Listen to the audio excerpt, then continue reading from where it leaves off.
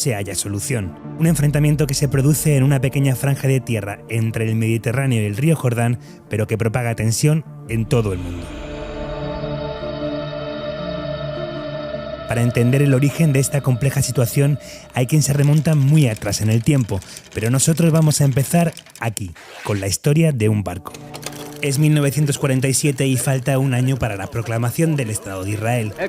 El Exodus, un buque fletado en Francia por la organización clandestina Haganá, lleva a 4.500 inmigrantes judíos a bordo, la mayoría supervivientes del Holocausto.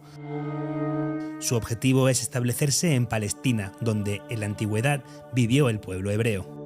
La constitución de un Estado para el pueblo judío tras siglos de antisemitismo es la principal idea del sionismo, un movimiento político clave en este conflicto. Sin embargo, en Palestina surgía un problema. En ese momento ya vivían allí cientos de miles de árabes.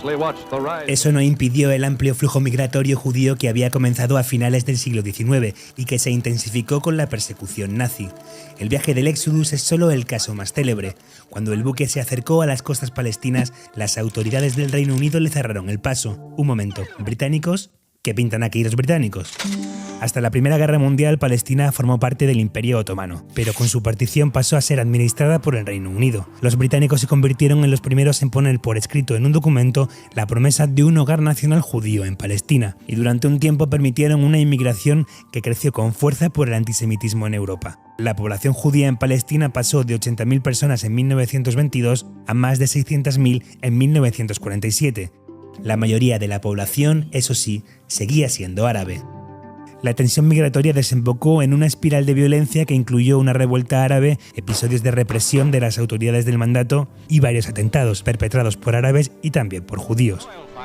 Pero volvamos al Éxodus. El caos había obligado al Reino Unido a cambiar su política migratoria y pasó a impedir la llegada de más judíos. Por eso, el barco acaba siendo devuelto a Europa y sus pasajeros internados en campos para deportados, un escándalo que salpicó a la administración británica.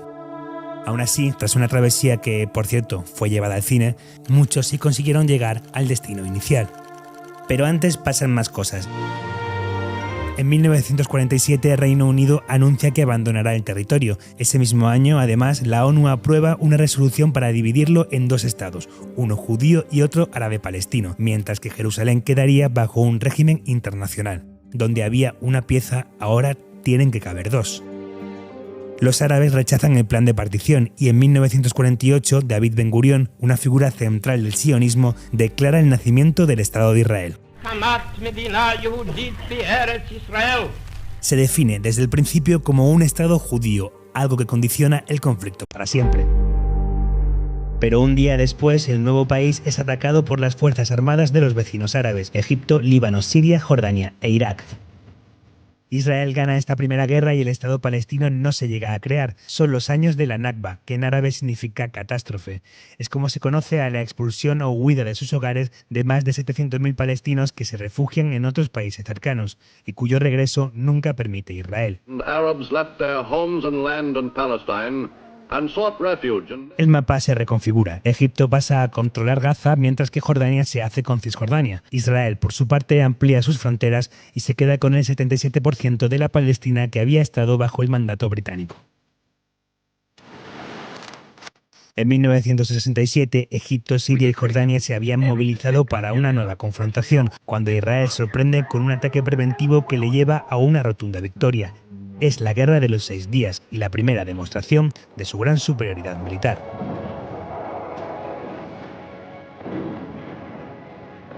En 3-4 movimientos el mapa queda así. Israel le arrebata la península del Sinaí a Egipto y los altos del Golán a Siria. También ocupa Jerusalén Este y la totalidad de Cisjordania y Gaza. Eso provoca más desplazados y que miles de palestinos, que hoy son millones, vivan hasta la actualidad bajo un régimen de ocupación militar israelí. Durante estos primeros años se produce un hecho crucial para entender el conflicto. Tras la Guerra de los 6 días, Israel emprende casi de inmediato un proceso de colonización de las tierras ocupadas. Empiezan esta política gobiernos laboristas y la impulsarán con especial intensidad después ejecutivos derechistas. La paz no dura mucho en la región. El 6 de octubre de 1973, Israel es ahora el sorprendido por un ataque conjunto de Egipto y Siria para recuperar los territorios que le habían sido arrebatados. Comienza la sangrienta guerra de Yom Kippur. Es una agresión que el Estado judío no ve venir. ¿Os suena, no? De hecho, el ataque de Hamás en 2023 se produce 50 años y un día después del que desató esta guerra. Pero no nos adelantemos. La guerra del Yom Kippur desnuda las alianzas. De un lado, los árabes están respaldados por la URSS. Del otro, Israel cuenta con el apoyo de Estados Unidos, lo que acaba siendo crucial para su victoria. Aún así, ya no parece tanta su superioridad militar, y eso influirá en las futuras negociaciones con sus países vecinos.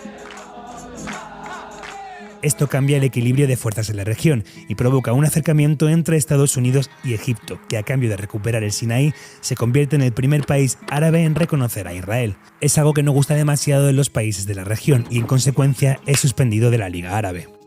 En esas fechas, por cierto, triunfa en Irán la Revolución Islámica, que se convertirá con el tiempo en un actor relevante por su apoyo a la milicia libanesa de Hezbollah y por sus lazos con Hamás. Prácticamente cada año la sangre tiñe el conflicto, pero en 1982 se produce además una nueva confrontación de gran calado.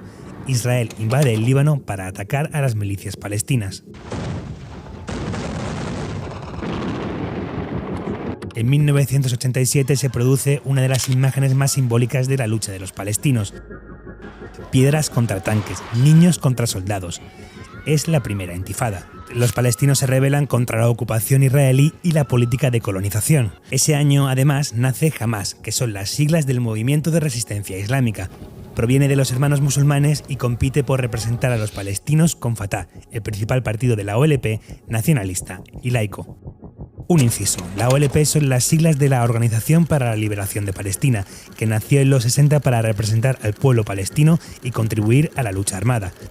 Su líder más conocido fue Yasser Arafat. En 1993 se abre una pequeña e inusual ventana a la paz. Se firman los acuerdos de Oslo, que supone el reconocimiento mutuo de Israel y la Organización para la Liberación de Palestina.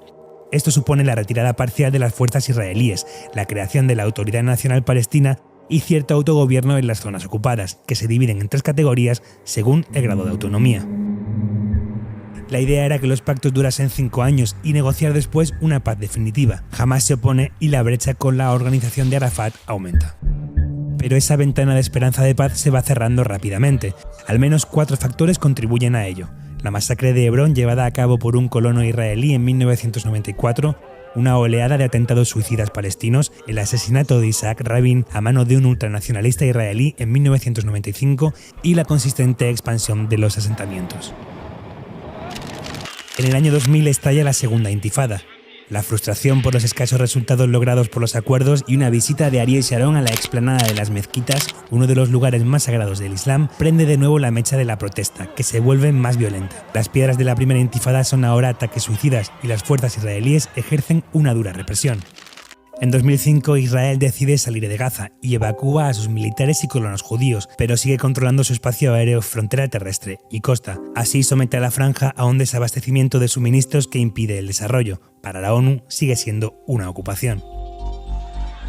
Lo que no abandona es Cisjordania, donde siguen hasta hoy los puestos militares de control, las redadas, el muro de separación, las carreteras segregadas, los ataques de colonos, las demoliciones de hogares, todo con un régimen legal para los palestinos, el militar, y otro para los israelíes, el civil.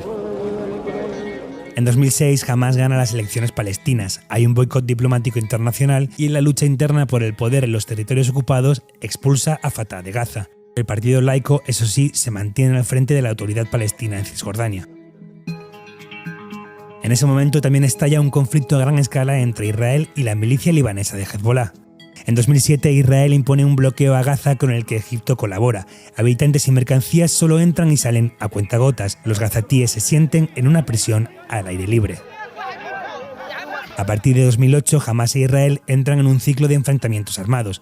Hay conflictos de relieve en 2008, 2012 y 2014. En todo este tiempo, además, el Estado judío consolida su política de asentamientos ilegales.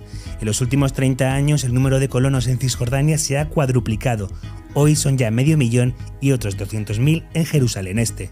Los muertos bajo las bombas, además, se cuentan por miles. Por ejemplo, en el conflicto de 2014, más de 2.000 personas, la mayoría civiles, fallecieron en Gaza. Del lado israelí murieron 6 civiles y 67 militares. La Corte Penal Internacional investiga a los dos bandos por posibles crímenes de guerra. En 2020 se produce un hecho de gran relevancia, son los Acuerdos de Abraham. Suponen la normalización de las relaciones de Israel con Emiratos Árabes Unidos, Bahrein y Marruecos, y la antesala de la última escalada de violencia. Son acuerdos que, por cierto, ignoran completamente la aspiración palestina de tener un Estado propio.